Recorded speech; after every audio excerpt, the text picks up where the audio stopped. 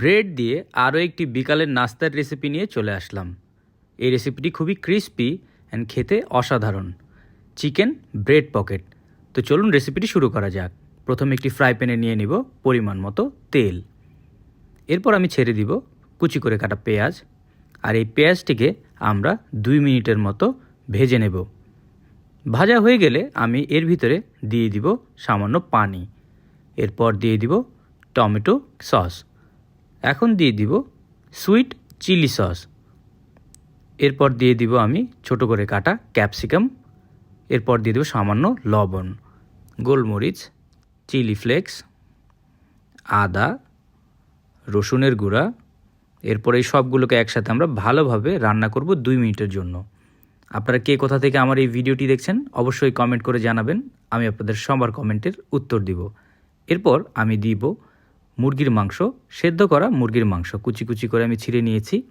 এরপর সবগুলোকে একসাথে ভালোভাবে মিক্স করে আমি আরও 2 মিনিটের মতো রান্না করব।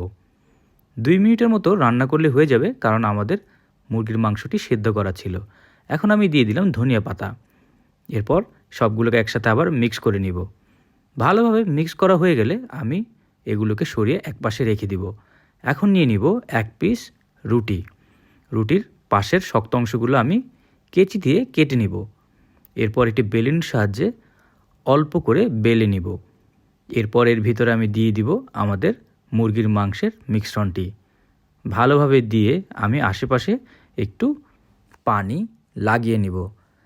হয়ে গেলে আমরা এই রুটিকে আস্তে আস্তে করে ফোল্ড করে নিব। খেয়াল রাখবেন যাতে ছিঁড়ে না যায়। ভালোভাবে ফোল্ড করে চেপে চেপে এর মুখ বন্ধ করে দিতে হবে, তা না হলে গরম তেলের ভিতরের অংশ বের হয়ে আসবে। এখন আমি একটি ডিমের ভিতরে এই রুটিকে ভালোভাবে ডুবিয়ে নিব। এরপর আমি এই রুটিকে নিয়ে ব্রেড ক্রাম্বসের ভিতরে ভালোভাবে ব্রেড ক্রাম্বস লাগিয়ে নিব। আর আপনারা জিজ্ঞেস করেন ব্রেড ক্রাম্বস কি? ব্রেড ক্রাম্বস হচ্ছে পাউরুটির গুঁড়ো। তো ব্রেড ক্রাম্বস ভালোভাবে লাগিয়ে নিব। হয়ে গেলে আমরা একে নিয়ে মিডিয়াম গরম তেলের ভিতরে ছেড়ে দিব। আমি আগে থেকেই মিডিয়াম গরম তেল করে রেখেছি, তার ভিতরে আমি ছেড়ে দিলাম। ছেড়ে দিয়ে আমরা এখন এক পাশ কিছুক্ষণ ভাজবো। যখন একটু রং হয়ে আসবে তখন আমরা সবগুলোকে উল্টে দিব।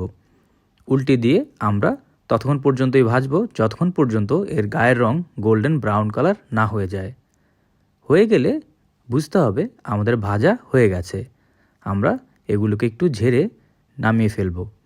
তো দেখতেই পাচ্ছেন খুব সহজেই আমরা ঘরে তৈরি করে ফেললাম পাউরুটি দিয়ে বিকালের নাস্তা। এরকম মজার মজার রেসিপি পাওয়ার জন্য টোস্টেড বাংলা পেজকে ফলো করবেন।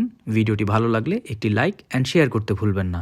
সবাই ভালো থাকবেন, সুস্থ থাকবেন, আর মজাদার খাবার ঘরে তৈরি করে খাবেন।